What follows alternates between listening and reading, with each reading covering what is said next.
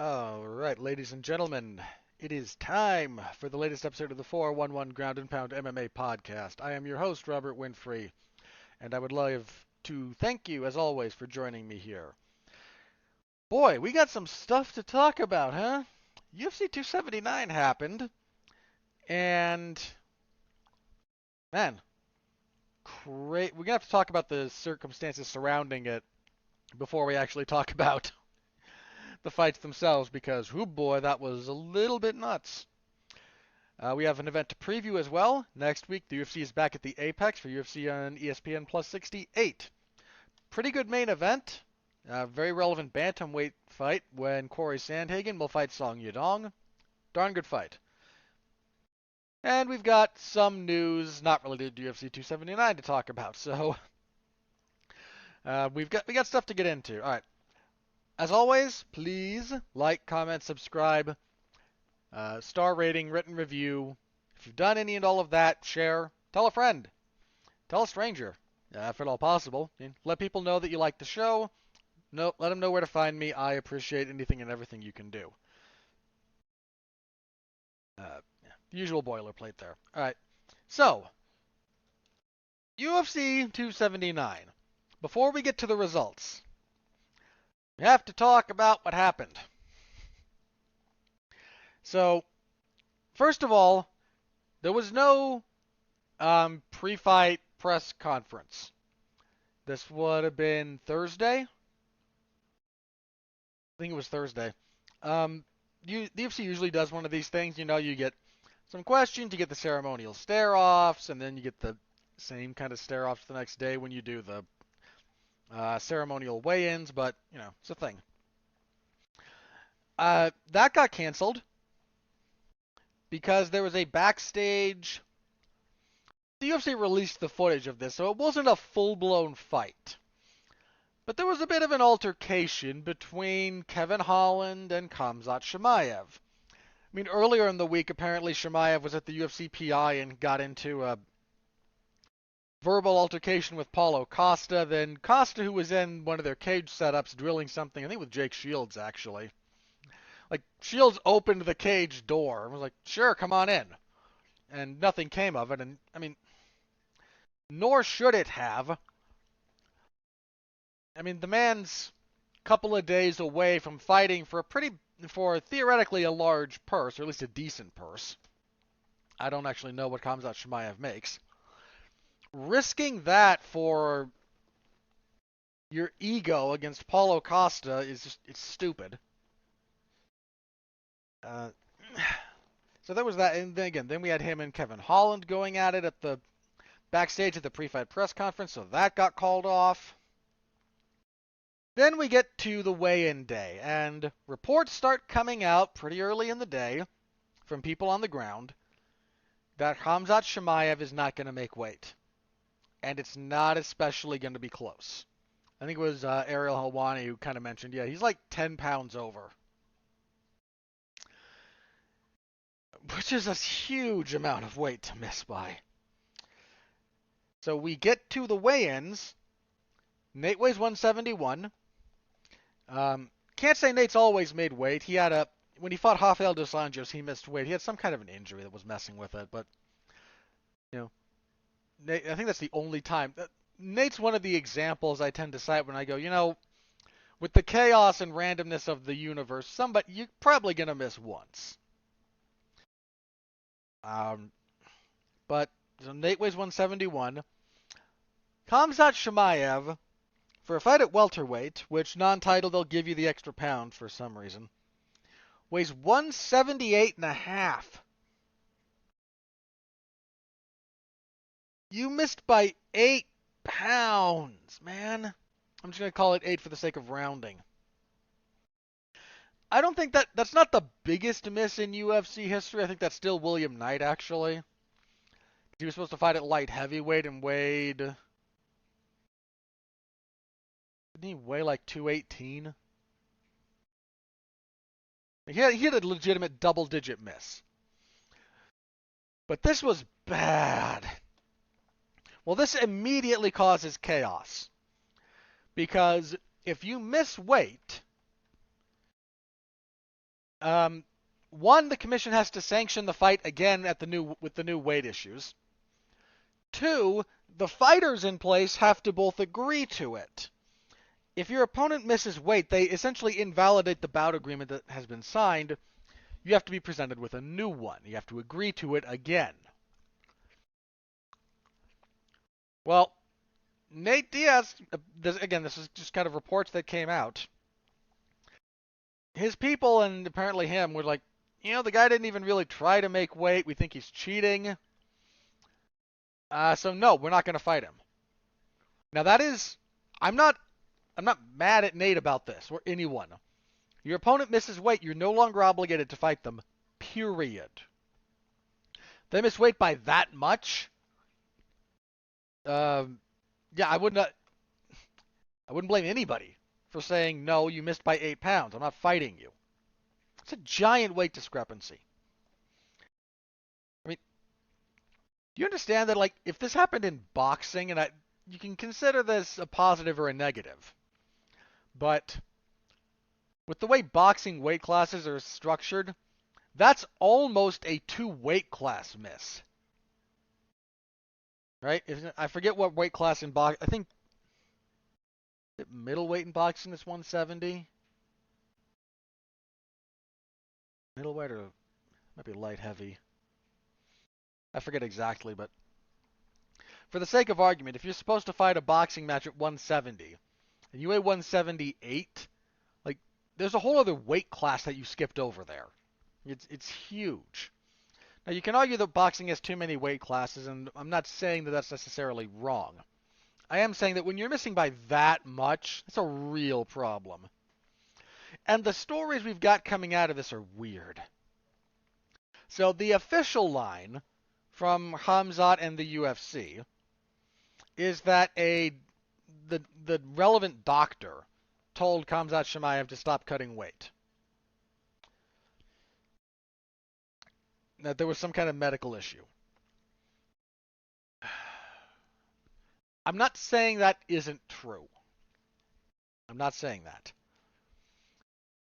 I am saying a lot of fighters have come out and said, I've cut a lot of weight, and I've never had a doctor check on me at all. Now, other fighters have been checked during the course of weight cuts. Like, doctors have intervened in weight cuts in the past on occasion. It's very inconsistent. I mean, for crying out loud, you guys remember this? They sent Aspen Ladd out to the scale when she could barely stand. Where was the doctor there going, this is medically inadvisable? So, like I said, I'm not saying there wasn't some kind of medical issue. I am saying I would like to see evidence beyond the UFC and Khamzat stating such. That's all I'm saying. Because, yeah, it's just weird. Like, if you've got a medical issue where the doctor says, okay, you should stop cutting weight, I can buy that. That might be body composition, right? To then in the same breath say, yeah, there's still no problem with you fighting a 5-round fight in 24 hours or so. Like, I don't quite know what medical condition exists where you would have to stop cutting weight, but would still be medically fit to fight for 5 rounds. That might just be ignorance on my part. They might exist. I'm going to say I don't know. That's not me facetiously going, I have a vast array of knowledge at my disposal, and this doesn't ring any bells for me. I genuinely do not know. But that's a little bit weird. Now, Chimaev was not the only fighter to miss weight, believe it or not. We had a lot of weight issues. Let me talk about that before I talk about the reshuffled cards. So just give me a sec here. Hakeem Dawodu missed weight. He weighed 149.5 for a featherweight fight, so 4-ish pound miss. Almeida and Turkali was always catch weight. Yeah, we had our second ever miss at heavyweight. Chris Barnett weighed 167.5. And I'm forced to ask myself at the moment why there exists an upper weight limit for heavyweight.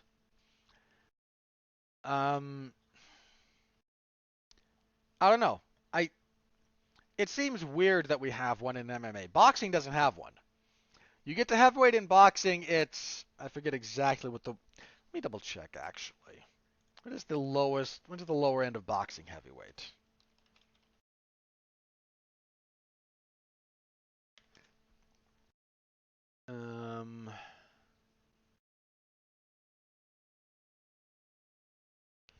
Because I know the amateur system is different. Amateur has heavyweight and then super heavyweight, but because Alexander Usyk and Anthony Joshua actually fought at the same Olympics.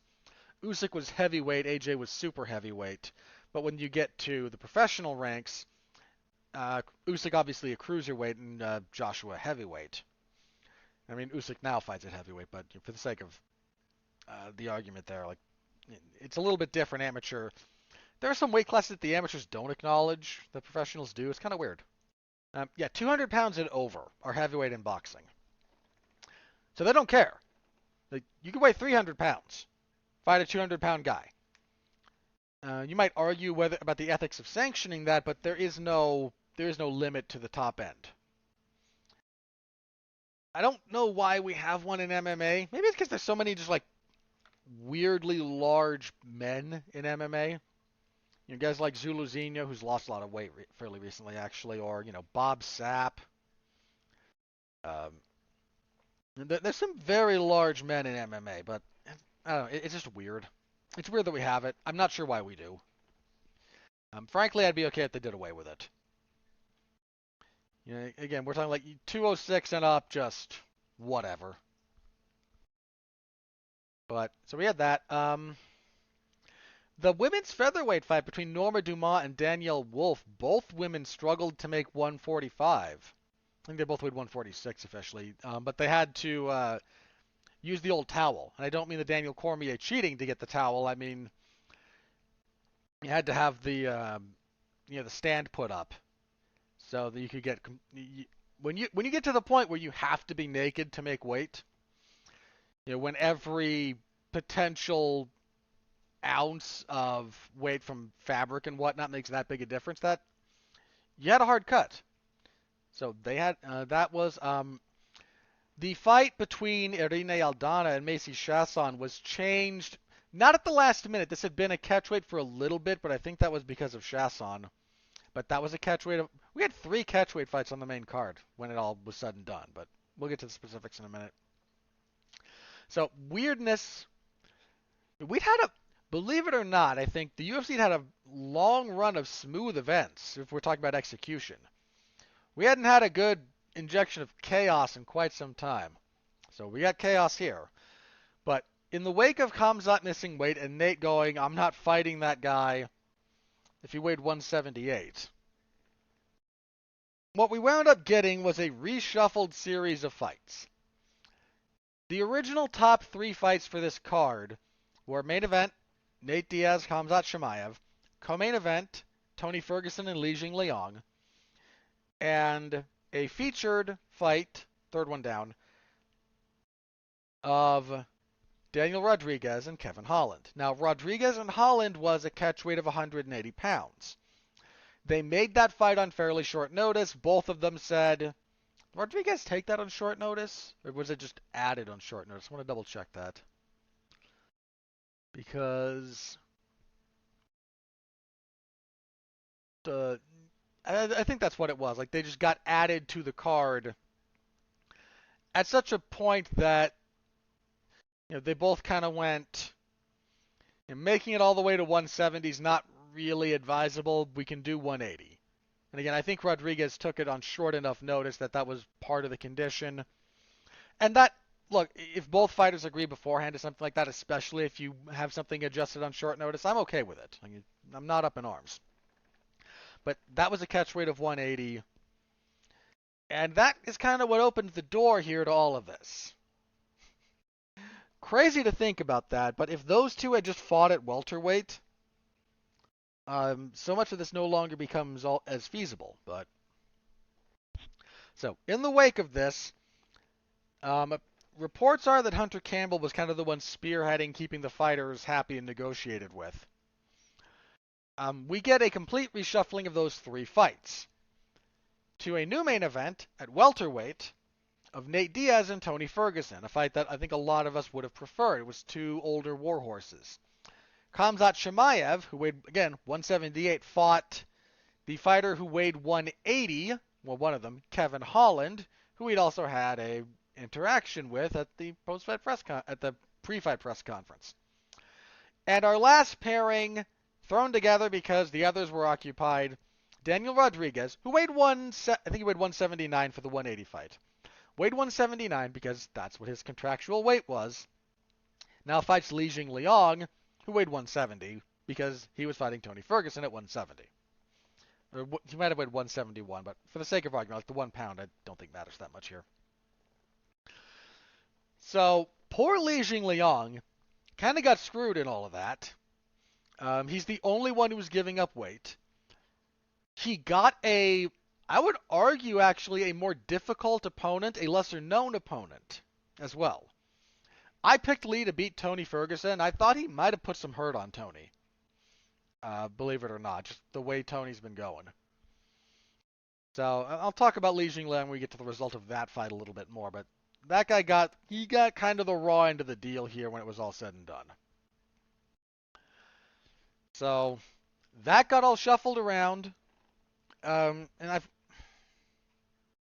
I've got to say this because this annoys me. I think on Twitter or something, or publicly more than once, Dana White kind of mentioned, we got this done. We were able to make this work and keep the card together because let's be very clear. This was not a strong card. I talked about this last week. It's not a strong pay-per-view card. If they couldn't keep both Nate and Khamzat on this card, that's not worth money. Even if you only keep one of them, you could argue it's not worth money. I mean, maybe if you can keep Nate, but you have to keep Nate. If we don't get Nate Diaz versus Tony Ferguson here, if we just try to go main event Khamzat Chimaev and Kevin Holland, that's not a pay-per-view quality card. You could argue this isn't. It's a very low-end one, if we're talking fight quality. Now, Nate's star power obviously kind of counters that because he's a big deal. But just quality of fights, this was not a very good, it's not a very compelling card on paper. Just wasn't. The reshuffled one is a little bit more fan-friendly. Probably sold a little bit less, though, if I'm being honest. Just as a matter of course. But the UFC kind of putting over itself, our people got it done, yay us. No other organization in the world could have pulled this off, and you guys can't have this both ways. You see, I remember the first canceled UFC event, certainly of the Zuffa era, when Dana White threw a tantrum and called John Jones and Greg Jackson sport killers. This was UFC, I forget the number. It doesn't really matter. It was supposed to be John Jones, briefly on the backstory. John Jones was supposed to defend the light heavyweight title against Dan Henderson. Several weeks out of the event, Dan Henderson tears his, I think it was his LCL or his MCL, one of the two. I think it was the MCL, actually. One of the ligaments in his knee. And doesn't really tell anyone. Now, fighters fight injured all the time. But if you have that kind of an injury, it might behoove you to inform the UFC or whatnot. I don't know. I mean, I would. But he thought he could fight with it. Then we get to fight week. Literally fight week. And Henderson, it's too much of a problem for him. He can't compete with it, with the knee injury. And I'm not even blaming the guy for not being able to fight with a torn up knee. If you can't fight, you can't fight. I think he was wildly irresponsible. But the UFC then goes, well, we've got to save this card.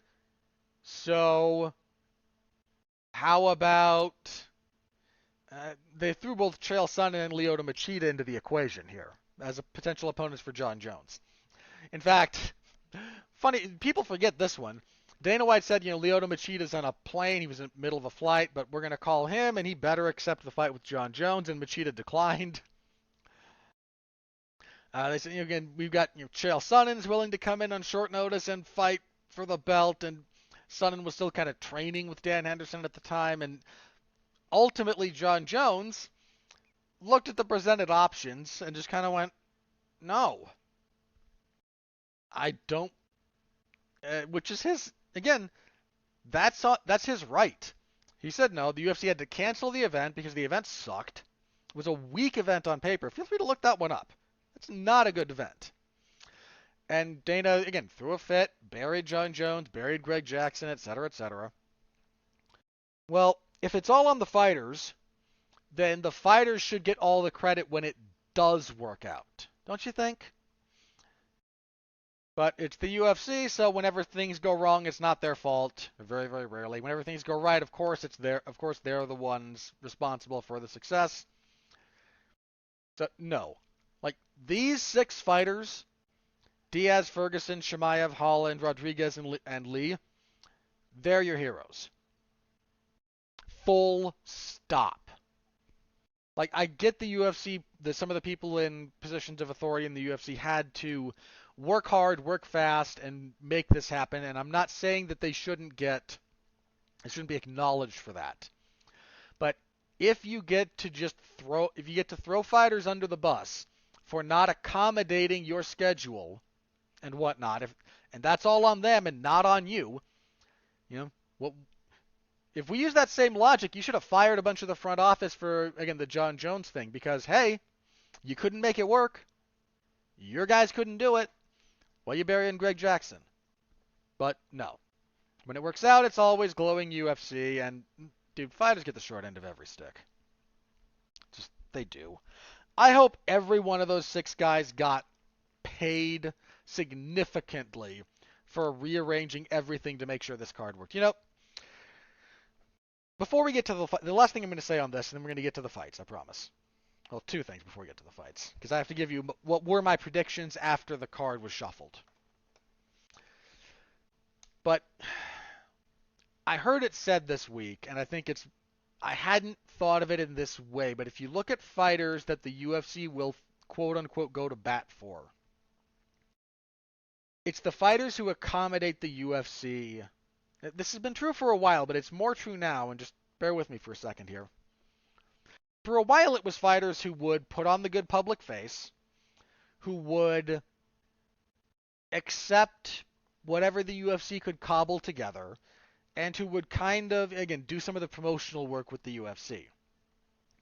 This is where guys like Chuck, Matt Hughes, that generation of fighter, the ones the UFC was really buddy-buddy with, unless you were good friends with Dana personally, it's the ones who would kind of go to bat for the company in the public setting. Because the UFC, frankly, at that point needed it.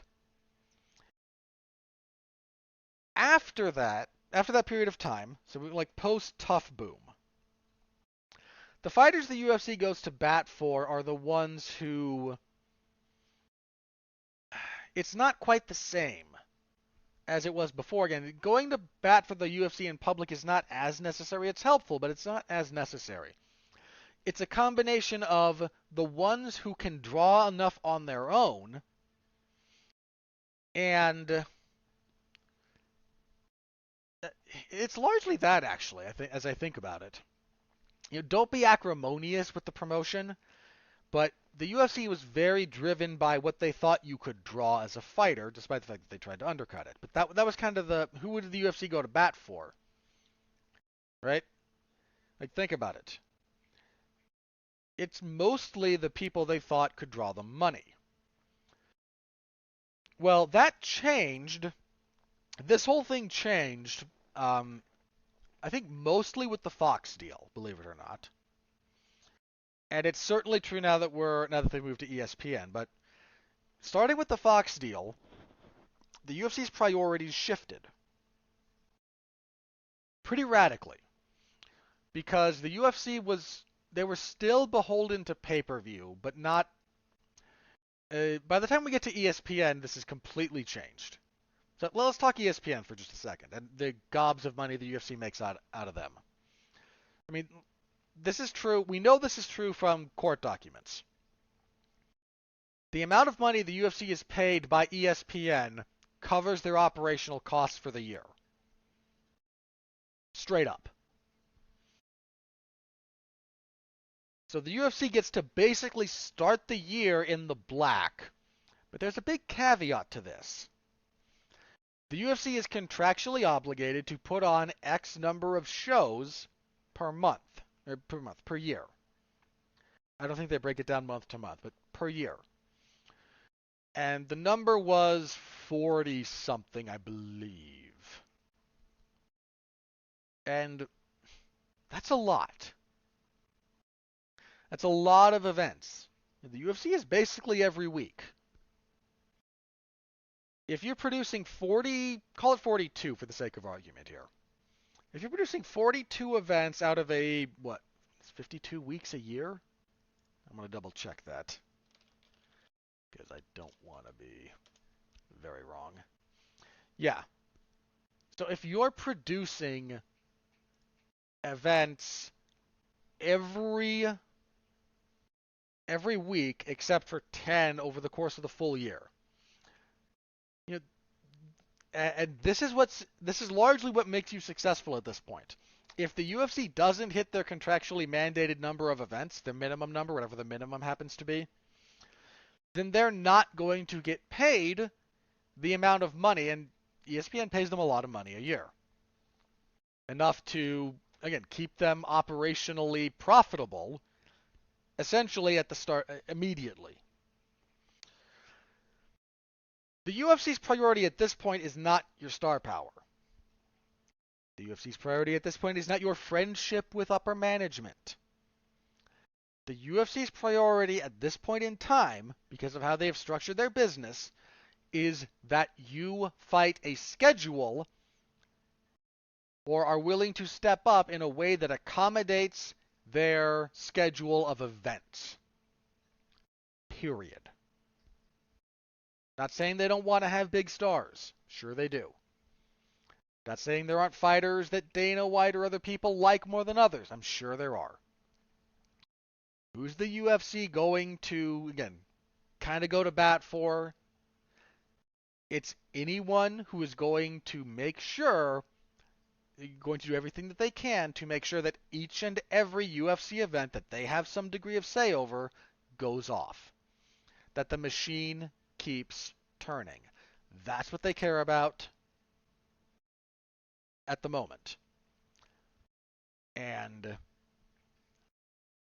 these 6 guys, a couple of them in particular, like I said, I hope they got paid because they're what made this event able to go forward in the way it was structured. All right, and lastly, before we get into the results, the new fights. Very briefly, my picks for these. If you would like to get a receipt for this, you're going to have to take my word that this is what I predicted, okay? I didn't do another podcast. Somebody asked me, this came up, I want to say on the, this would have been the live coverage for SmackDown that I was doing in the Wrestling Zone of 411 Mania. So if you want the receipts, it's in the comments there. Somebody asked me about it, and I just said, they asked me, like, are you going to do another podcast or what? And I'm not going to do another podcast. I didn't really have the time. Between when it happened and what I was doing until the event started, it just didn't quite work out. But my picks, such as they were Diaz over Ferguson, but that's a close one. Chimaev over Holland, and I did like Rodriguez over Lee. Now, as you already know the results, that means I picked all 3 winners.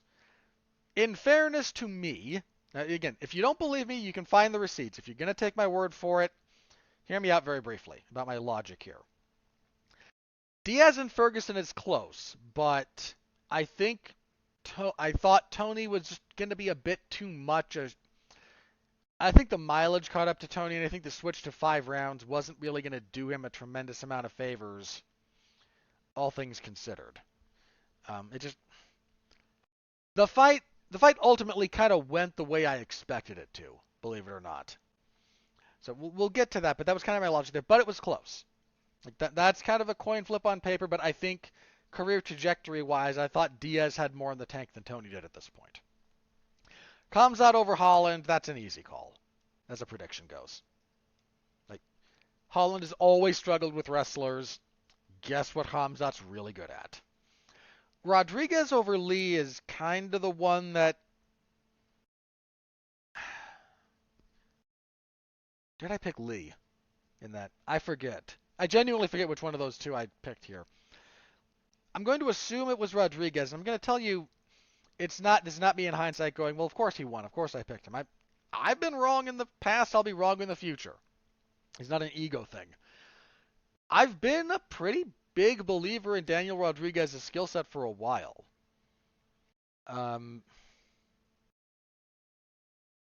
So if I picked him, and again, this is the one that I'm iffy on because I went back and forth on this one a lot. More so than Diaz and Ferguson, actually. I think I landed on Rodriguez because I've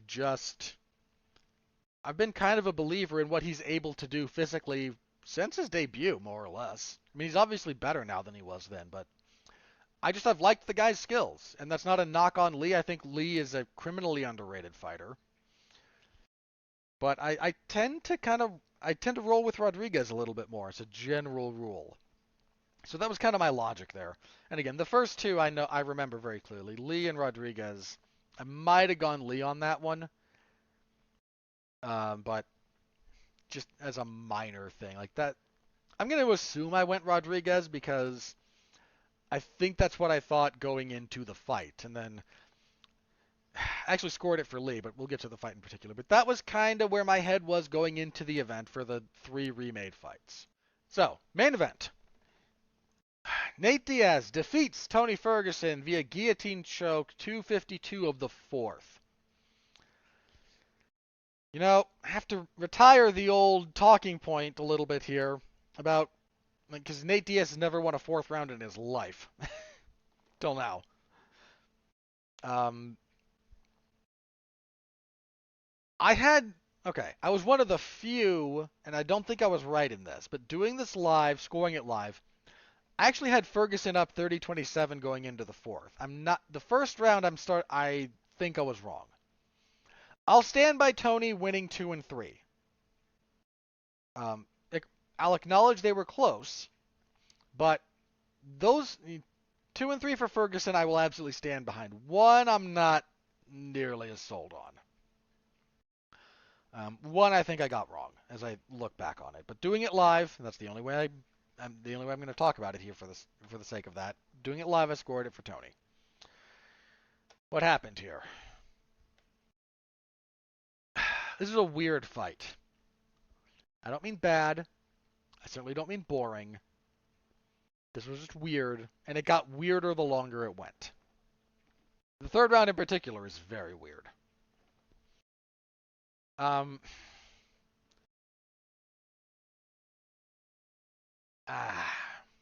Again, I'm struggling to kind of frame this. Nate Diaz basically fought the same way he does all the time. He threw in a few more kicks this time around, actually. He was pretty decent about kicking Tony in the leg when Tony was exiting. Especially if Tony was exiting after a spinning attack. Diaz would just kind of punt him in the leg. Ferguson's leg kicks were a real problem for Diaz.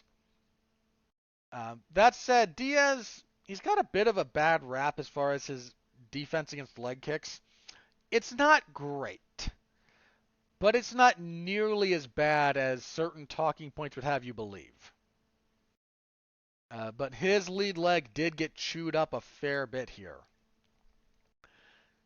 That said, it wasn't quite as consistent, and barring a few points in the 3rd, Tony never really built off the leg kicks. His front kick game never quite got going the way it normally does. He's normally very active and very good with his front kicks kind of stabbing you to the gut to disrupt you and to break you down. and that struggled to get going. He landed a couple of uppercuts, but uh, with his hands, Tony's a bit of a headhunter. And Nate just used a high guard and kind of blocked most of it. Again, his legs got torn up. But by the end of the first round, it was the end of the first, like Tony, certainly by the end of the second, Tony Ferguson is bleeding. He's got a couple of cuts around his right eye, and Nate Diaz isn't. There's a joke that I perpetuated for a while because I thought it was funny. If you're fighting Frankie Edgar and his nose isn't bleeding by the end of the first round, you're in real trouble. Because a stiff breeze will get Frankie's nose to bleed. If you're fighting Nate Diaz and you're cut up before he is, that's a really bad sign. And it was a pretty bad sign for Tony, it turns out. By the time we get to the fourth round, Tony's slowed down. Nate's kind of able to get him to the fence and get him to stay there a little bit more consistently. Nate's volume punching starts coming up just a bit. Tony, with essentially a panic shot for a double leg, gets caught in the guillotine on the way down.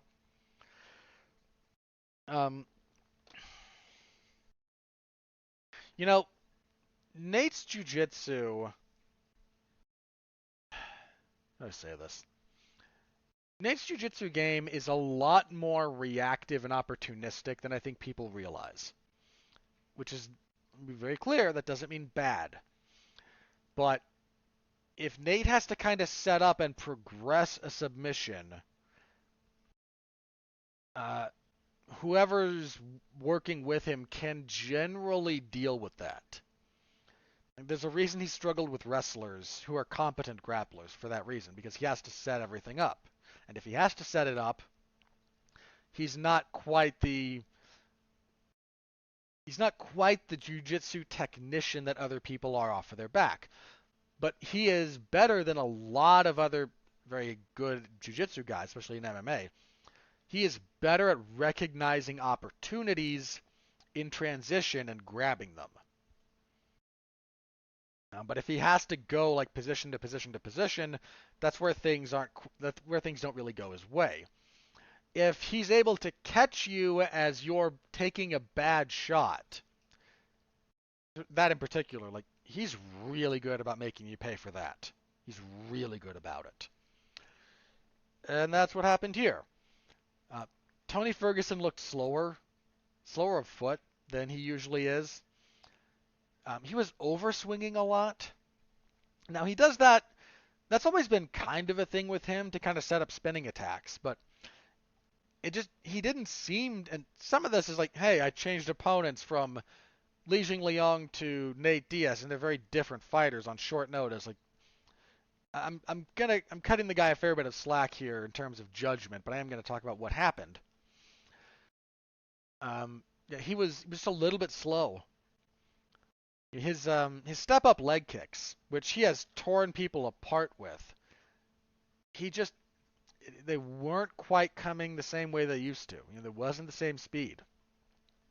I don't know if him being at welterweight for the first time in a really long time affected things. It might have. His shot selection offensively was not the best. He landed a couple of good uppercuts, but it all seemed just a hair off. His elbows almost never came into play. Just really weird because he's got great elbows. But he couldn't quite get around Nate's guard with them.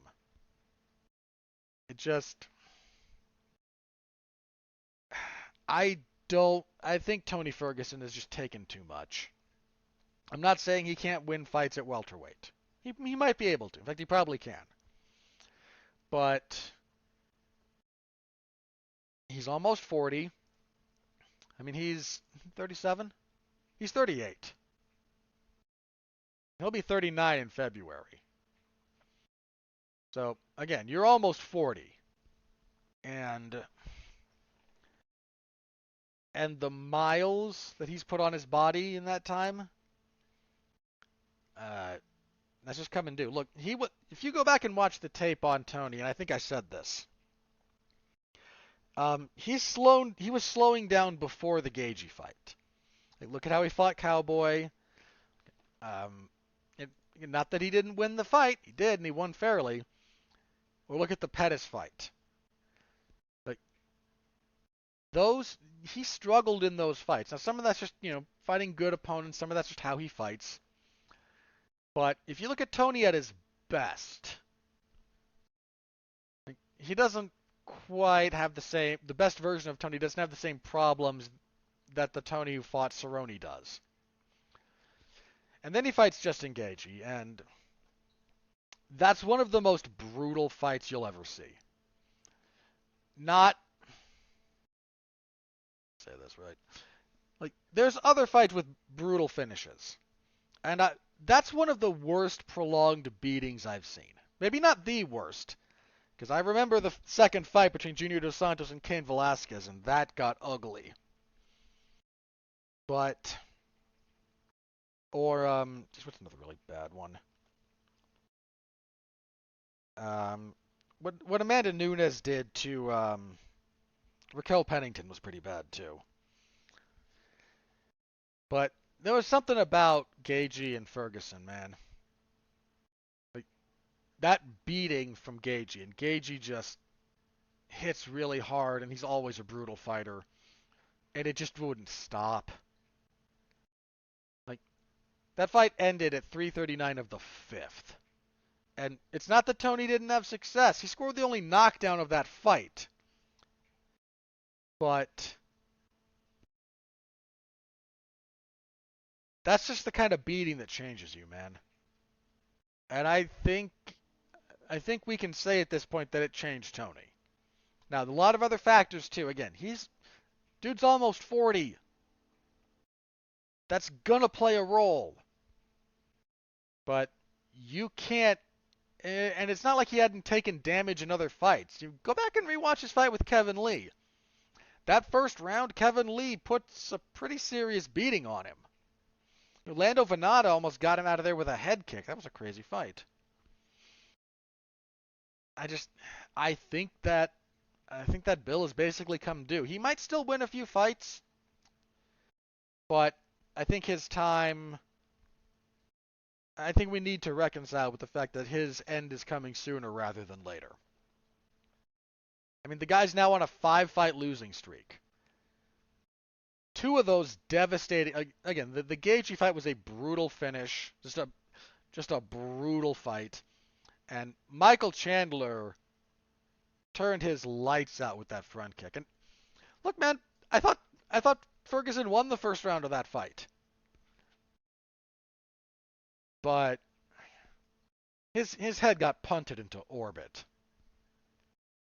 I mean, just ooh. That's one of the best knockouts all year. Now he got choked out by Nate Diaz. So you're on an 0-5 skid with 3 finishes, with being finished in 3 of those fights. There does come a point when you are who your record says you are, at least in the immediate sense. Yeah, this was a pretty typical Nate Diaz fight. Again, this was odd. I wasn't bored by it, but this fight didn't resonate. I don't know why, but it didn't resonate. Maybe I'm just maybe it's because I've been a fan of Tony's for so long, and seeing his decline kind of hurts. But I don't know, this whole thing again. This is just weird. This is a weird fight in terms of actuality. Hard to overstate what this means for Nate Diaz, though. He got to go out on a win. Dude, if he had to fight Khamzat, I mean, Khamzat would have turned him into Hamburger. Can we just acknowledge that? And look, by the same token, I picked Li Jingliang to beat Tony Ferguson. I think Lee might have hurt Tony pretty badly.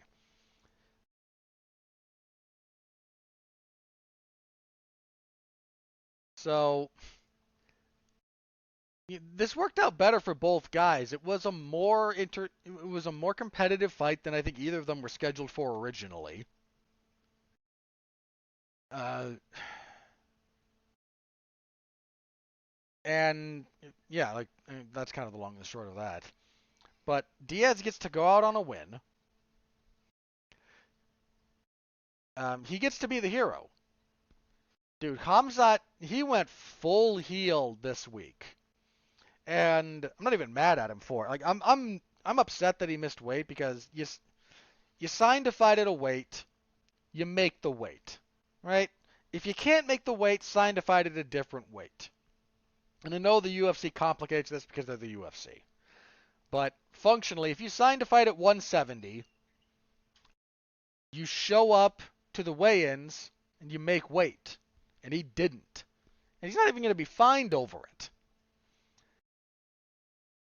I mean, yeah, he's not, like, that's one of the things that came out. He's not being fined because the fight that he eventually signed for was a 180-pound catch weight fight, so 178 is perfectly acceptable.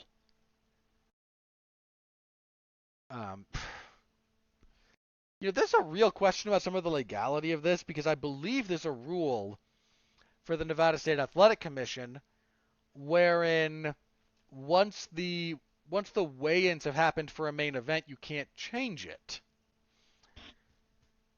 Now that might be pursuant to fighters making weight. Again, I'm pretty sure that's a relevant contingency there. Somebody doesn't make weight, by definition the fight has to be renegotiated. But just a mess. And here's Nate Diaz, showed up, made weight, was himself. All week, man. He's just himself. I mean, he always is, but got some fun stuff out of Nate Diaz this week. Nick Diaz was always more media averse. I think that's just his personality. Nate doesn't mind playing the publicity game a little bit. It's kind of got to be on his terms, and he's got how he chooses to negotiate that.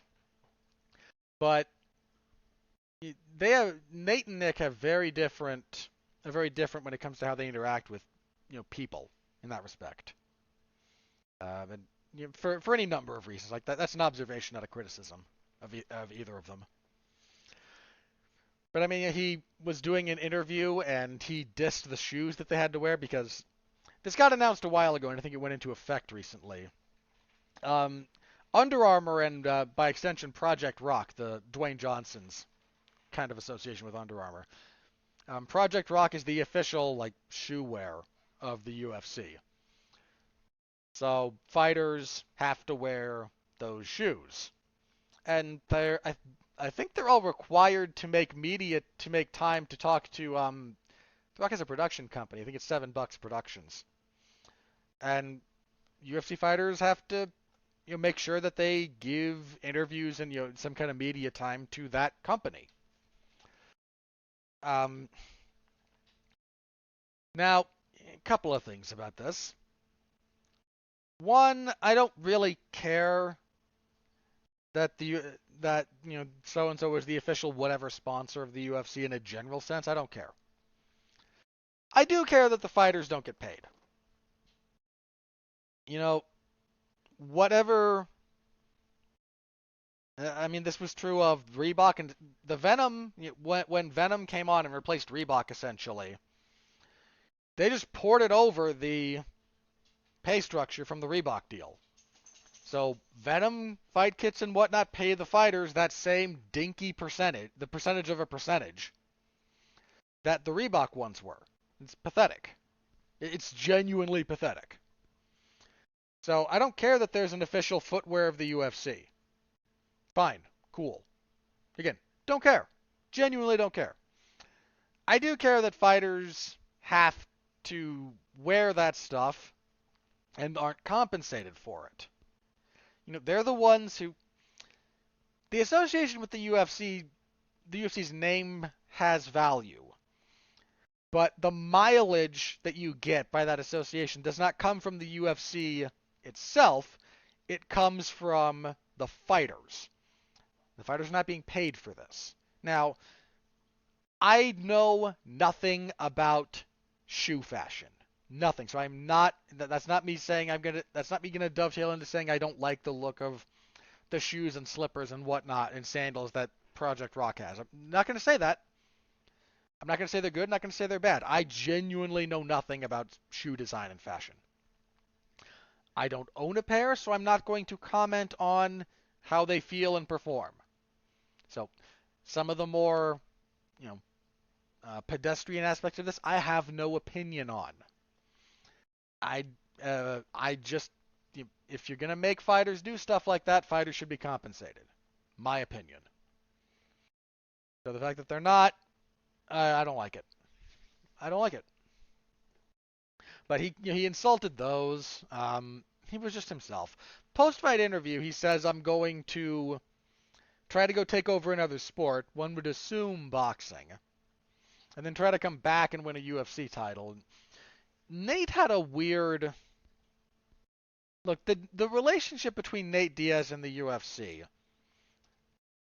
and it's been going on for a long time. That's a what 17-year relationship at this point. Diaz came in Tough 5, right? So 2007.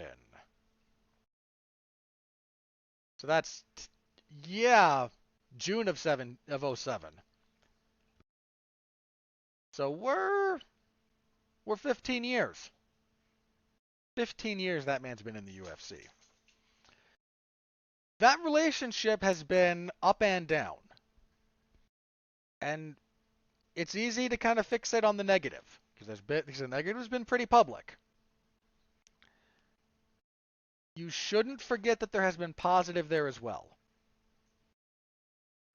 So when Nate says stuff at the end like, the UFC is the best MMA organization in the world and I might want to come back, it's not really as contradictory as you might think because there have been good times there. It's been up and down.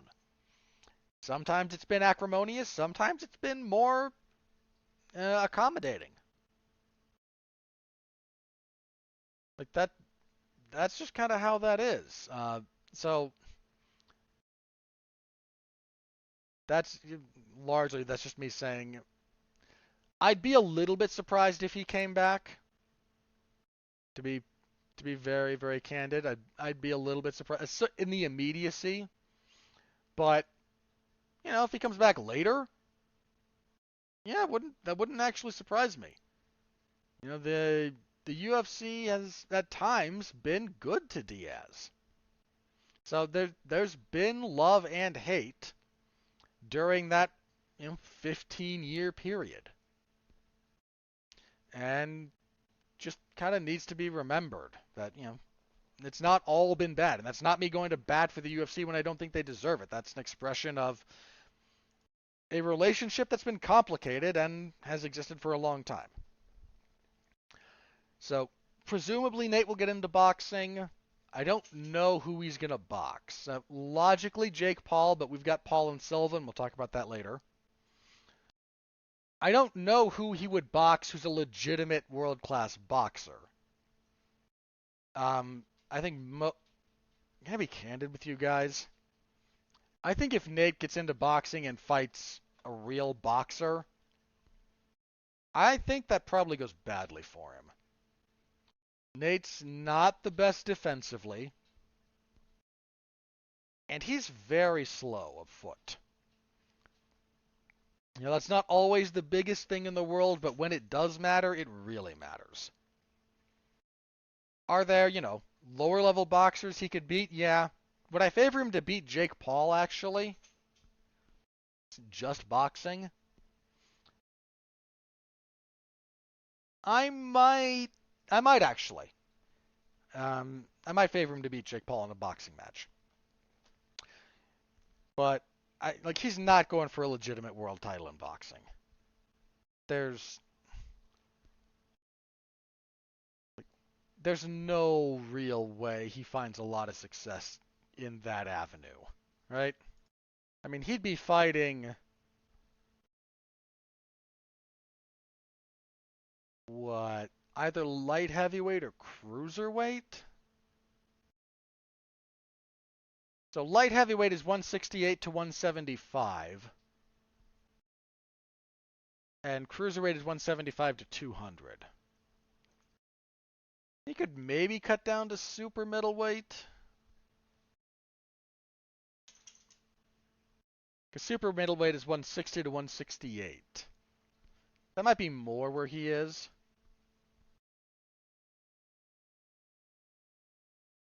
Which, you know, bad news for you in that department, buddy. Because at the moment, there's only one champion at 168, and it's Canelo Alvarez. That would go badly. I think most... Yeah, there's not a top 10 or so super middleweight that I would favor Diaz to beat. Because current rankings, I believe, more or less go like this. You've got Canelo, David Benavidez, Caleb Plant, Billy Joe Saunders, Anthony Durrell, John Ryder, David Lemieux, Christian Mbili, Fedor Chudinov, Zach Parker, and Lerone Richards.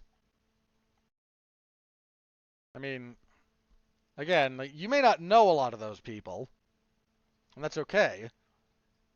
But and if he actually fights at light heavy, so again, like 168 to 175, I think that goes even worse. I mean, your top champions there are Dmitry Bivol and Artur Beterbiev, who would do terrible things to him. Joe Smith Jr. would probably beat him.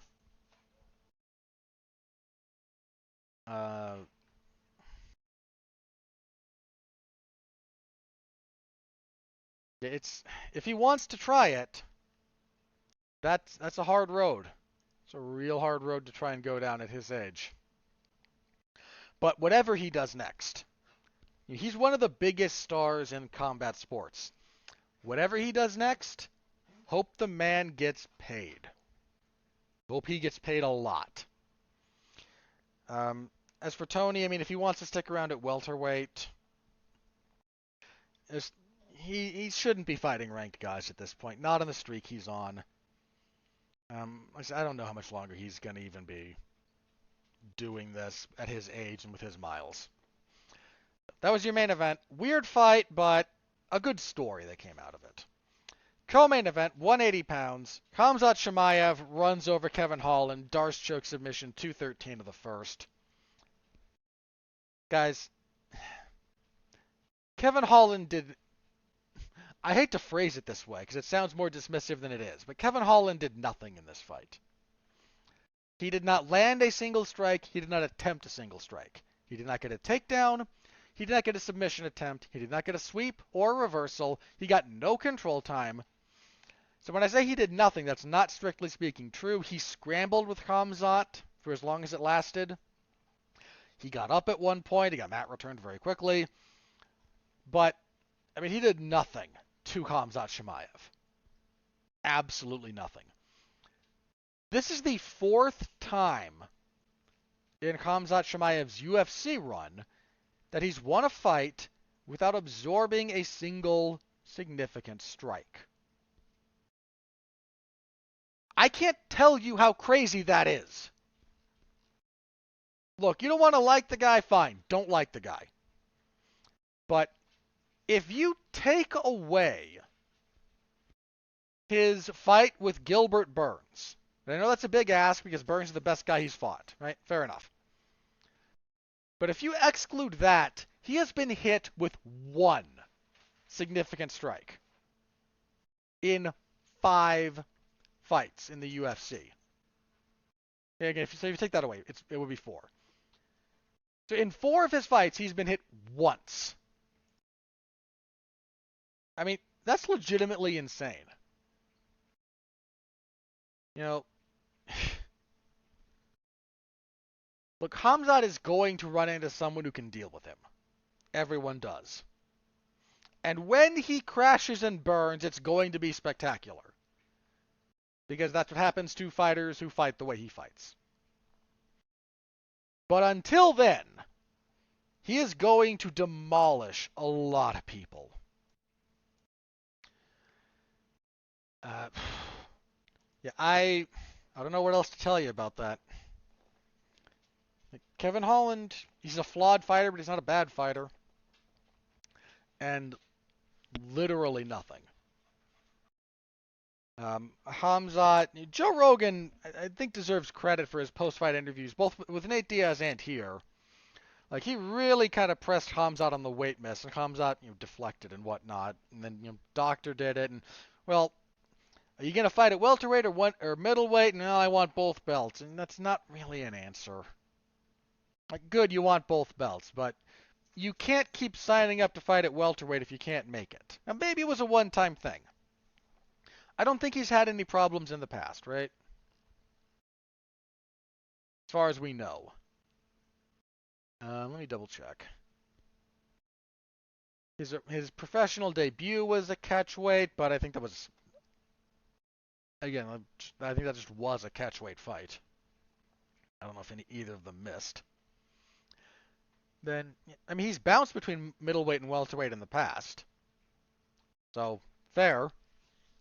He's got the frame to potentially fight in both weight classes, okay. But, how old is he actually? He's 28. So he shouldn't be having, growing into your body at 30. Well, then again, there's some stuff that just shifts as you get older, so I don't know. But I imagine his next fight will not be at welterweight. That's just kind of a hunch I've got. If you're the UFC, you might need to kind of insist on that. Then again, he's got momentum at welterweight, so who knows? Here's the thing. Here's the thing about Khamzat at welterweight. I don't know that he's going to want to sit out and wait for the theoretical rematch between Kamaru Usman and Leon Edwards.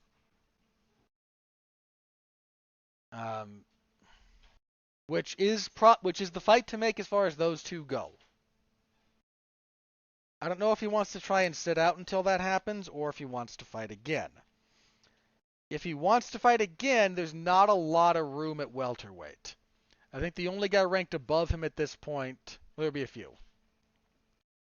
You've got the champion Edwards.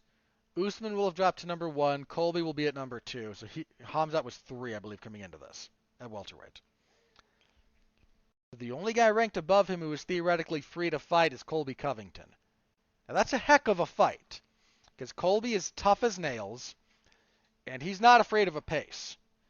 And look, Daniel Cormier, not my favorite commentator. I don't like his style. He made a very good point about this fight when Khamzat came out like he did against Holland. You don't fight like this against people that you are worried about. If you empty the gas tank that quickly, and make no mistake, even for someone in good shape, the pace at which Khamzat was fighting in the beginning of this, that is utterly unsustainable. You could not do that for another round. You just can't. Not like that. Maybe with more control, you could make it work, but not the way they were fighting. It's not sustainable. It isn't. It's a sprint. You can't sprint that long. But if you know that you're enough better than the other guy, if you're not worried about the cardio implications because you know you can get rid of them, that's when you do that.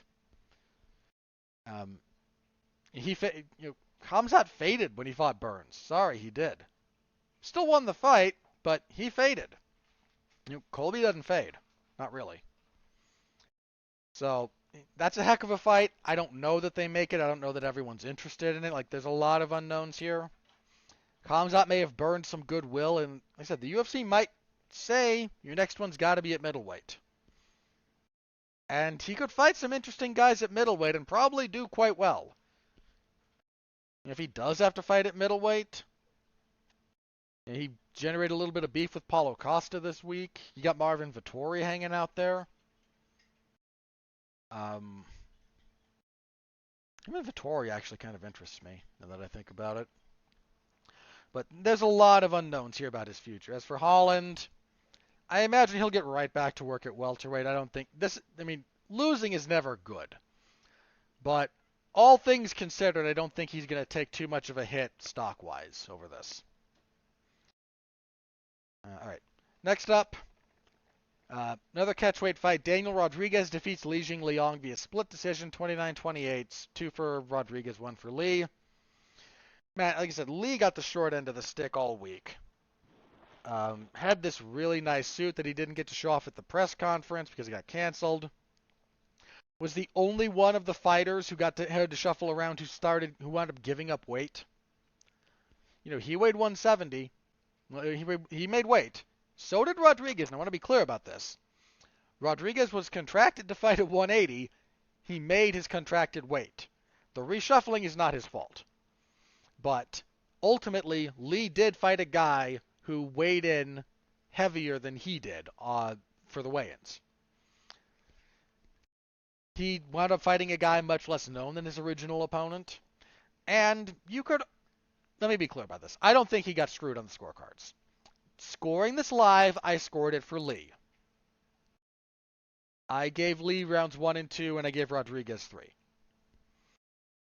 Thinking back on it, my opinion, which is not the opinion of the judges, believe it or not, I'll talk about that in a second. Round 2 was, for me, the swing round.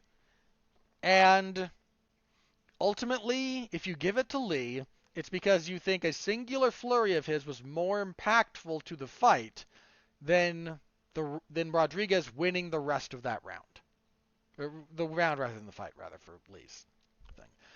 And I'm not saying you can't make the argument. I am saying that as I thought back on it, I find it less compelling. So,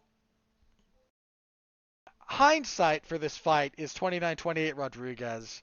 Li round 1, Rodriguez rounds 2 and 3. Now, the weirdness here, first of all, both guys wound up fighting stylistically very different opponents. Rodriguez went from fighting Kevin Holland, who's a lanky, awkward striker, to fighting Li Jingliang, who's a more traditional power puncher. Li Jingliang went from fighting Tony Ferguson, the King of Chaos, to a very, very kind of traditional boxer leg kicker in Rodriguez. And you have to throw a lot of what you were prepping for out the window. Also, because of how much Tony switches stances, I'm not saying that Li didn't get looks at southpaw, but he did not train for a dedicated southpaw, and Rodriguez is a dedicated southpaw, and I'm sure that monkeyed with stuff. So this was not a bad fight. You know, the crowd booed this one, and I gotta say this, man. Once again, Vegas fight crowds suck. They show up late. Dude, you watch the first couple of fights at a UFC event in Vegas when open to the public. I mean, it doesn't look like a major sporting event. It looks like a bomb scare because it's Vegas. I'm not saying this was the best fight in the world. It wasn't. But it did not deserve to be booed. I've kind of come around to, like, you know, booing fights is not something I necessarily will ever do. There will probably be exceptions to that. Like, some fights you get fights that just suck. But this was not one of them. It wasn't a barn burner, but it wasn't boring. You know, this was two high-level guys on short notice trying to figure each other out. That's mostly what this was. So if you scored this for Li, I said I did in real time, second viewing, rethinking, Rodriguez. But the weirdness here is the official scorecards. Fun fact about this one. There's not a single round of this fight that all three judges agreed on. That's the kind of fight it was. It was hard, not the easiest fight in the world to judge. So, I know for me, Li 1 seems not terribly complicated, but two of the judges gave it to Rodriguez. Round 3 for Rodriguez doesn't seem terribly complicated. A judge gave it to Lee, it's just it's just one of those fights that's going to have weird scorecards, and I get it, and it sucks for Lee. Not exactly, this was less than ideal all the way around, but Rodriguez might find himself ranked at welterweight after this. Li Jingliang was number 14, I believe, at welterweight. And like I said, I've kind of been on the Daniel Rodriguez bandwagon a little bit. He's been out of action for a while, but he's good. I picked him to beat Kevin Lee, actually, in his last fight before this one. And I picked him to beat Kevin Holland here. So, curious to see what he can do if he can stay active, but Lee's not going to lose too. Like I said, he got the short end of the stick, but I don't think he's going to lose too much stock out of this. And he's a more than capable enough fighter, so hopefully he rebounds. Hopefully the UFC does right by him. They're probably not going to because they're the UFC, but you know. Catch weight of 140. Man. Irene Aldana defeated Macy Chasson via. I've never seen this. I am not. I watch a lot of combat sports. Okay? Not the most. Plenty of people watch. There are people who watch more than me. But I would bet I consume more than probably the majority of the human population. And that's not always saying all that much. You know, there's 7 billion people on the planet or whatnot. How many of them consume a lot of combat sports? Not a lot. But I've never seen an up kick to the body stop someone. This was a good fight. I'm a little bit surprised this didn't get fight of the night, to be candid. First round, Aldana's looking pretty good. She's outboxing Chasson. She reverses a takedown. She ends the round on top. Trying to find the back. Just clear round for Aldana. Oh, she hurt Chasson a couple of times. Borderline 10-8. Second round, Chasson switches things up and is able to get a takedown. And from top position, she's very good. She passed, she got full mount, she got back mount, landed damaging shots. Another borderline 10-8. Come into the third, Aldana gets back to the boxing. She's doing okay. Chasson gets a takedown. Aldana kicks her off of her, so Chasson is now standing, and Aldana lands kind of an axe kick from her back. And I say that because you have to understand the motion involved. This was not a thrusting motion with the foot. This was coming down. So, again, arcing like an axe kick. So striking with the heel instead of, again, pushing out. And she just throws that thing, and it hits Chasson in the liver. And Chasson takes half a step back and then drops. And I didn't see what happened. I sometimes miss little moments because my setup, I have the fights going on my main monitor and I'm typing up in my second monitor. And occasionally, your eyes shift back and forth. I have to watch what I'm writing, double check for typos and whatnot. So in little bits and points in time, I'm not always studying every detail. So I wasn't quite sure what had happened. I thought maybe there was a low blow.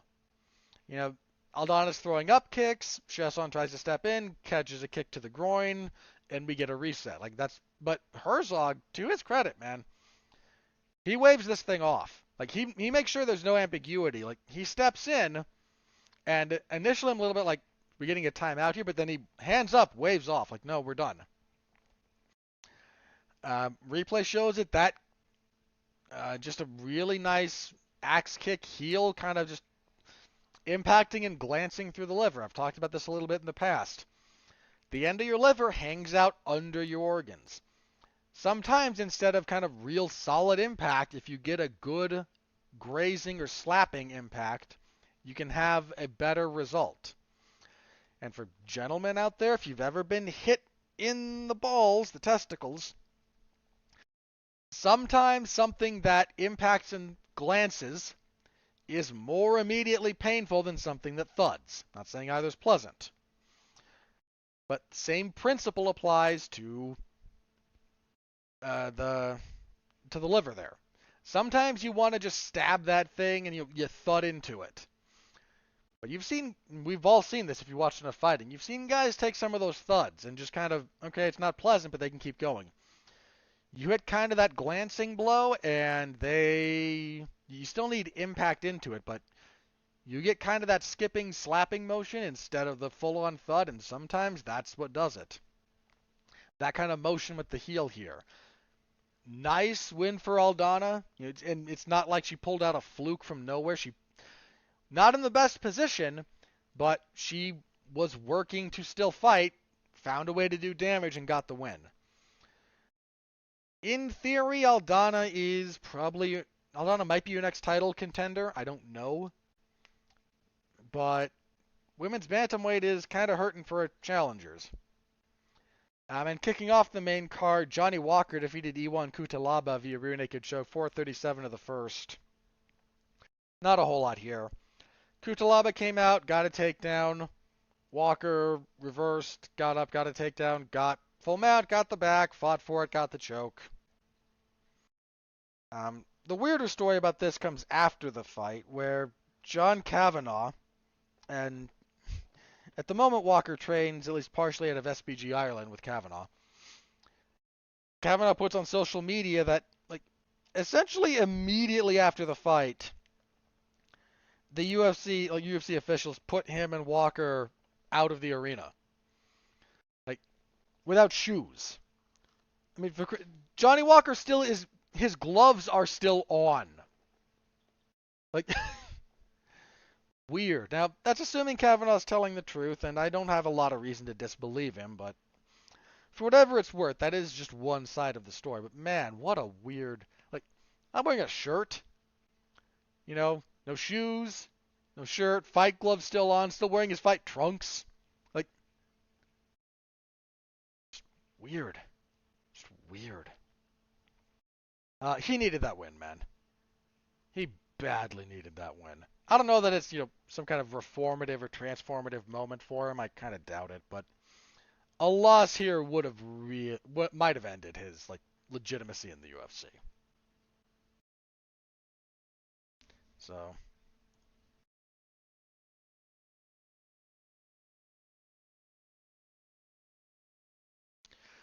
yeah, that was your main card. As for the prelims, Julian Erosa defeats Hakeem Dawodu via unanimous decision, 30-27 across the boards. Again, Dawodu missed weight.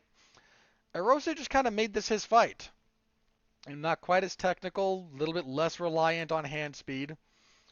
Landed some nice uppercuts, good at finding in-between places to land damage. Spent a lot of time on the back in the first and second round.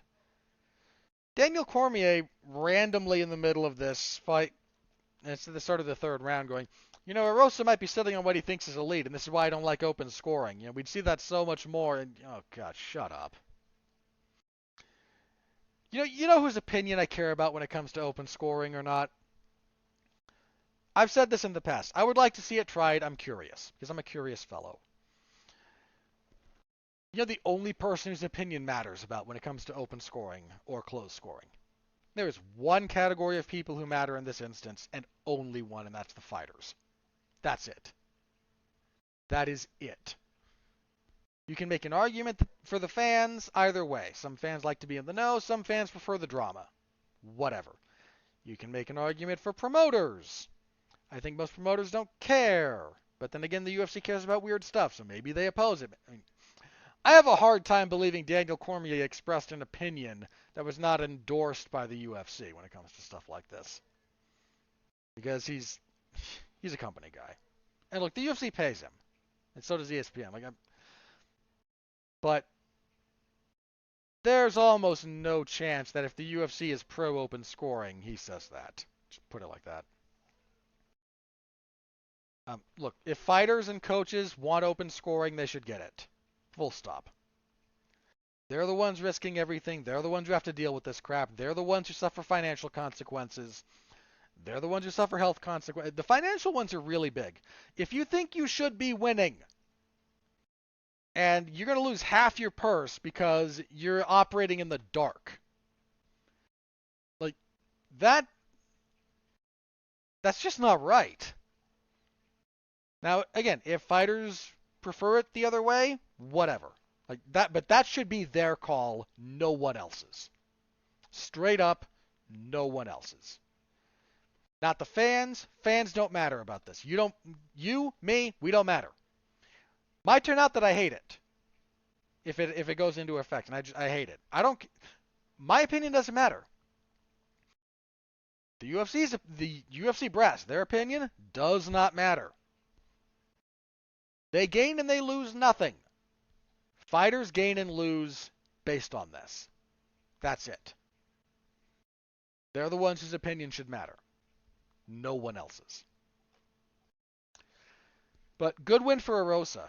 I picked him to win this, and he was the underdog. A little bit surprised he was the dog here. I mean, Dawodu's a guy who's got a lot of flash, but he's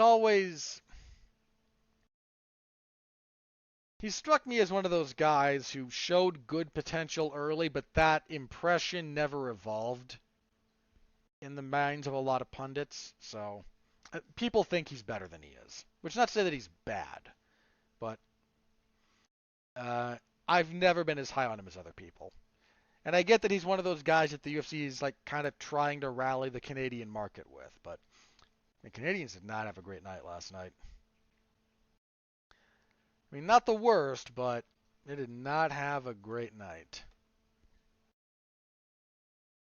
Who won for the... Hang on, who was the Canadian that won?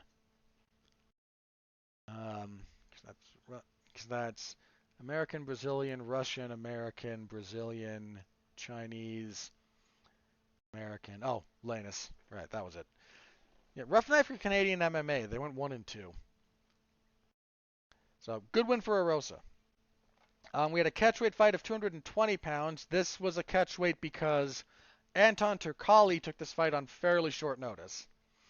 Jailton Almeida was supposed to fight Shamil Abdurakhimov. And Abdurakhimov had visa issues. So Turkalj took the fight on somewhat short notice, so they agreed to 220. I think Turkalj's normally a light heavyweight. And Almeida's looking to apparently make a legitimate move to heavyweight, so he'll probably be more in the 230s going forward. But Almeida kind of ran him over. Got a quick takedown. Good passing, good mat returns. Eventually got the back hit. The way he set up this choke actually is really sweet. Look up the clip. He's on the back of Turkalj, and he's got Turkalj kind of belly down. Not flattened out, but Turkalj is turning more face down. And he's landing punches with his left hand. So Turkalj is turning to his right, giving up his back as he does so. Or more giving up his back. And he turns into the choking arm of Almeida and actually just kind of puts his own neck into the choke position, which is a really nice setup. Almeida's legit. He's a very legitimate guy who's going to be making some waves, I think. How high up he's able to get, I don't quite know, but pay attention to him. Middleweights, Dennis Tululin defeated Jamie Pickett via TKO, knees and punches for 52 of the second. Pickett likes things to be technical and at distance, and Tululin just walked him down and made it less technical and more of a fight. And just kind of broke him down, kept the pressure up, eventually got the win. Technically speaking, a catchweight, 267.5. Chris Barnett defeats Jake Collier via TKO punches, like mount. 224 of the second. Pretty wild fight here. Collier drops Barnett early with a right hand. Barnett's face got messed up. His left eye was badly swollen.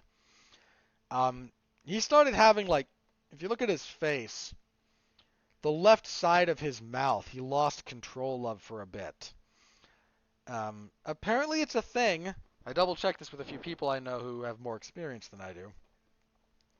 You can get hit so hard that you get stroke-like symptoms in your face. I actually think Hafthor Bjornsson got some of this when he was lifting from lifting too heavy, so he might have actually kind of ruptured something. But that's a thing, apparently. Anyway, Barnett, he gets kind of beat up the first round, but he stays with it, keeps fighting. Second round, blocks a takedown, gets on top of him. He's a big boy on top of him and just pounds him out. Wild back and forth, sloppy fight, but entertaining. Hopefully Barnett can make weight next time, or we find some way to jack up the upper limit. Like, is there a reason it's not 270? Just throwing it out there. There's no reason for it. I don't know why the weight class is the way it is. So on the early prelims, then Norma Dumont defeats Danielle Wolfe unanimous decision, 230-27 to 130-26. I was 30-25. I gave Dumont 10-8s in rounds 2 and 3. Danielle Wolfe was a fairly decorated amateur boxer, but she's over 40, and I talked with Pat Mullen about this, who's been on the show in the past. And Pat made, I think, the most salient observation. This is not a distinction we see a lot in MMA, but he noted that Danielle Wolfe fights too much like an amateur now that she's fighting professionals. Amateur boxing and professional boxing are very different animals in a lot of respects. And making that transition is not easy. There are plenty of very good amateur boxers who never make good professionals. And there are some people with great success on the professional level who never attain success as an amateur. So, and Wolf still fights a little bit in the kind of amateur boxing mentality. And Dumont was able to find punches and just be the superior MMA fighter.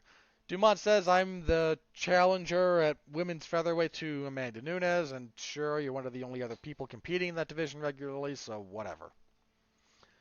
Bantamweight, Alatong Hele defeated Chan and Helliger via unanimous decision, 30-27 across the board. A decent fight. Alatong Hele just more power, slightly more technical striking. He hurt Helliger more than once. And Helliger's got a chin on him, man.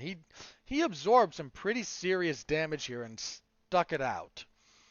Good win for Alatong Hele, he's an interesting addition at bantamweight. I mean, what is he in the UFC? Again, he's had a couple of losses. He lost to Casey Kenny, and then had the draw with Gustavo Lopez after he did that to himself, man. Kept grabbing the cage in the third round, and the ref took a point, and otherwise he would have won 29-28. But it might be time to step him up in class a little bit. Women's strawweight, Elise Reed defeated Melissa Martinez via unanimous decision, 29-28 across the board. Good first round for Martinez, but Reed just kind of kept coming on, and Martinez faded. Then kicking everything off, Johan Lannis defeated Darian Weeks via split decision, 29-28. I scored this for Lannis, but it wasn't a great fight.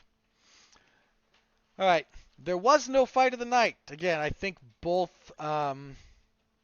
Barnett versus Collier and Aldana versus Chasson might have got a little bit screwed here.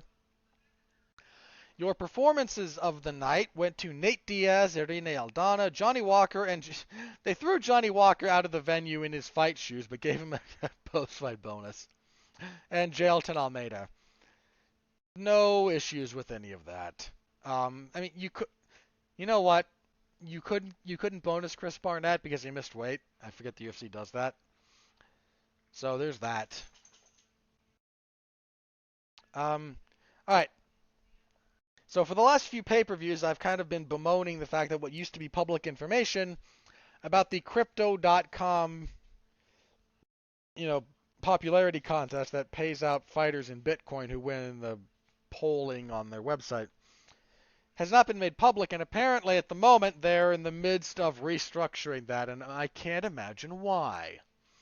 Could it be that the crypto markets are crashing horribly? I mean, they are. Doesn't necessarily mean there's not money to be made there, because there's money to be made in downward markets as well, but why aren't they doing that anymore? Well, can't imagine. So that was UFC 279. Totally wild fight week. Totally wild. But if you're interested in my full report, it is in the MMA Zone of 411mania.com. All right, let us move along to UFC. Lost my place. UFC on ESPN plus 68. This is not the world's best fight on paper. But we have some good stuff here. So, main event. I like the main event a lot. Cory Sandhagen and Song Yadong.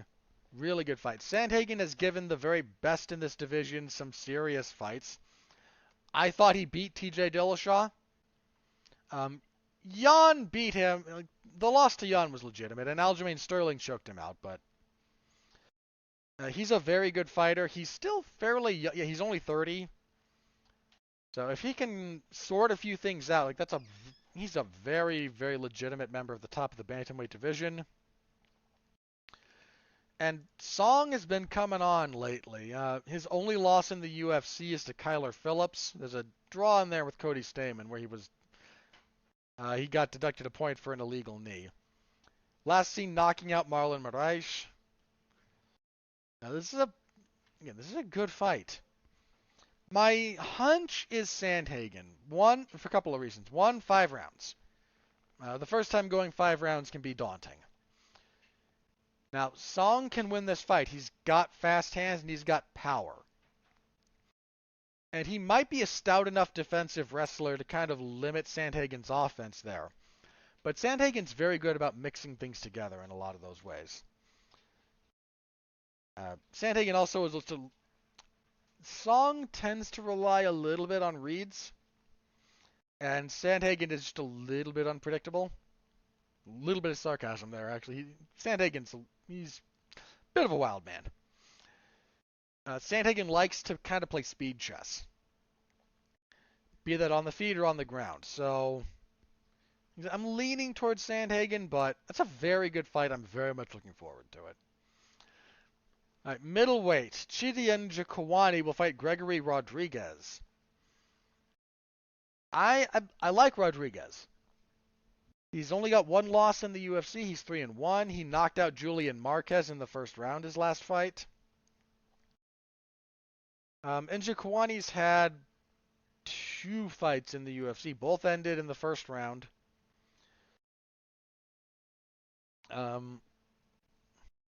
We're in for this. Circle this one, man.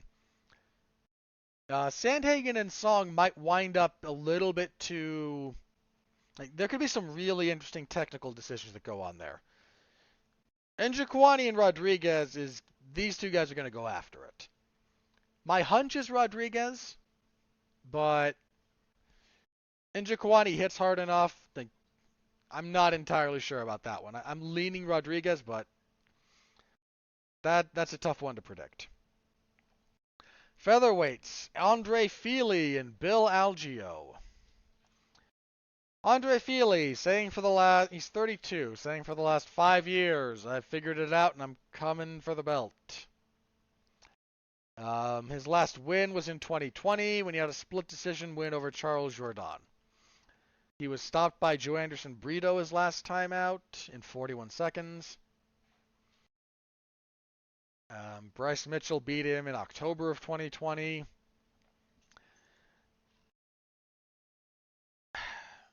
This will be very telling for Andre Fili.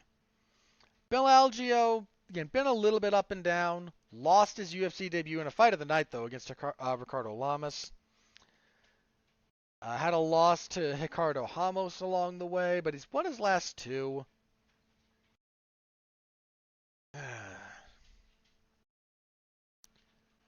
This is a bit of a step up for Algeo and a bit of a better turn your fortunes around for Fili.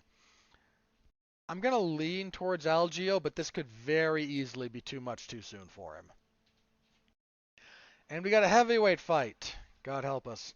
Tanner Boser and Rodrigo Nascimento. Boser knocked out Ovince St. Preux in his last fight. That was over a year ago, though, in June of 2021. Nascimento won his UFC debut as lost to Chris Daukaus, then had a no contest when he fought Alan Badeau. The drug test issue, right? Yeah. I'm going to pick Boser, I guess, but boy, I don't care.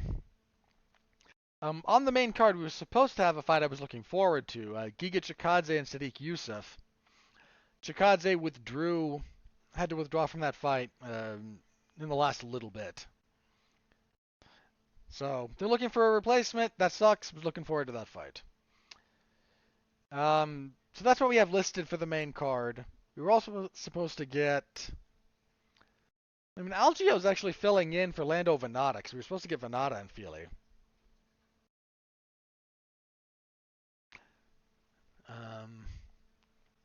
Who did we lose here? We lost Sajara Eubanks and Marina Moroz. Meh. All right, moving on to the rest of the card here. Middleweight, Anthony Hernandez and Marc-Andre Barrio. Anthony Hernandez. Okay, wanted to make sure he was who I'm thinking of, and he is. Barrio's a tough guy. It's hard to get him out of there. Not impossible, but hard. He tends to take a lot of damage, but just keep coming and try to break you down until the fight goes on. He's 3-1 in his last 4, though. I'm gonna pick Hernandez, but Hernandez might want to bring a lunch. Like Marc-Andre Barrio is that kind of fighter. Like, you better be ready for the long haul. Featherweights, David Jackson and Pat Sabatini. Sabatini's on a good winning streak overall, including 3 wins in the UFC. Both men more on the grappling side of things. Jackson's only loss in the UFC, he got knocked out by Ilia Topuria, but he's won his last 3 fights. Sorry, since his return to the UFC. Previously, back from 14 to 16, he went 0-1-1 with a no contest.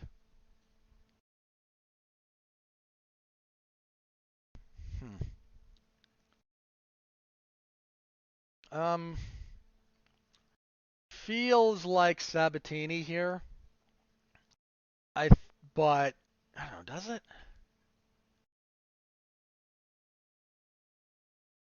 I'm going to pick Sabatini here, but I am not confident in that.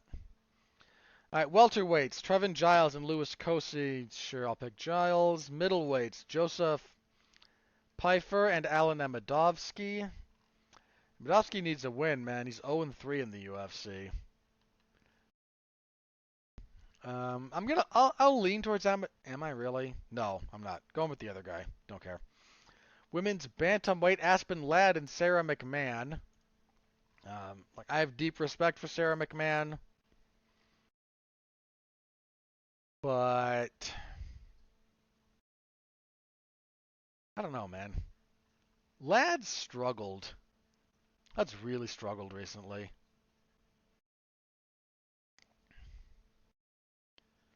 McMahon just struggles after the first round generally, though. That's tough.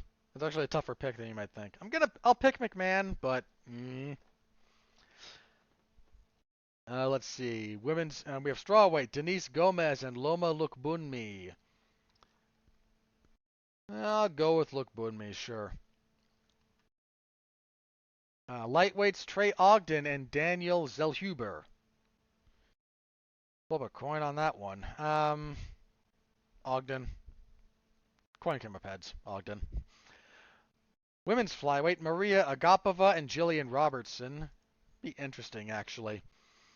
Agapova been up and down in the UFC.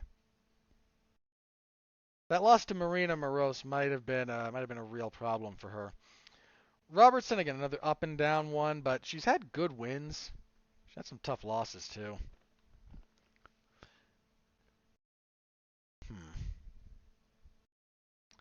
I think I'm going to lean Agapova, but I might be eating a lot of crow over that one. Bantamweights, Tony Gravely and Javid Basharat. I think that's Gravely. Yeah, that's Gravely, as far as picks go. And kicking everything off, Nicholas Mata and Cameron Van Camp. I believe I went Van Camp. Like, some of these were originally for 279 and kind of got reshuffled and whatnot, so yeah, I think I'm going with Van Camp there, but again, that I'm not sure about that one at all.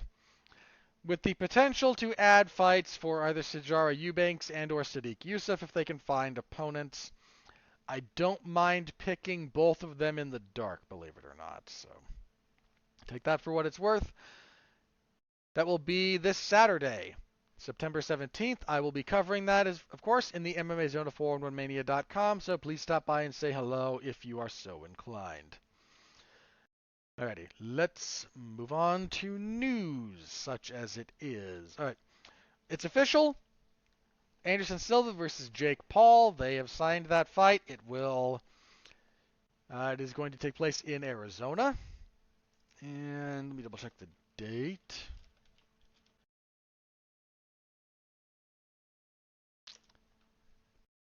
Have a quick look.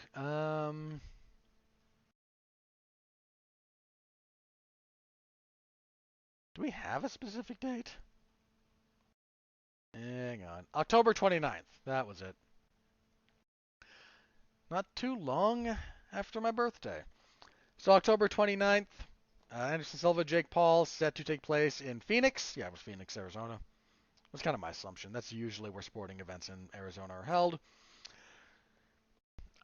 We'll keep you updated. My hunch is Silva.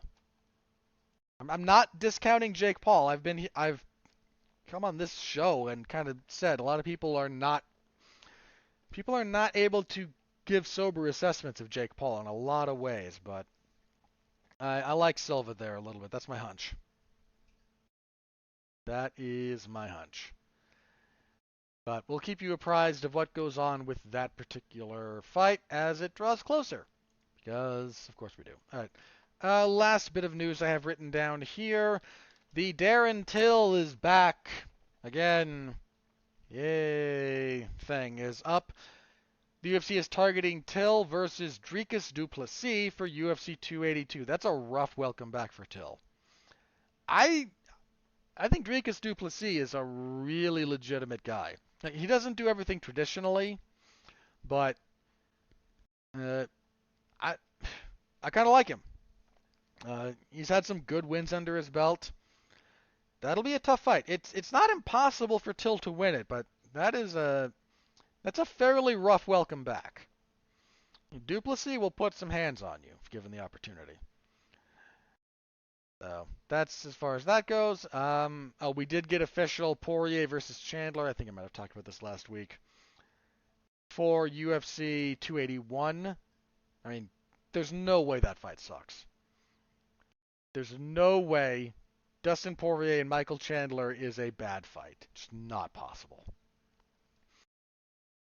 All right, I think that's everything I've got here. Let me check Twitter, and if nothing crazy is broken in the MMA sphere, we will do plugs and get out of here.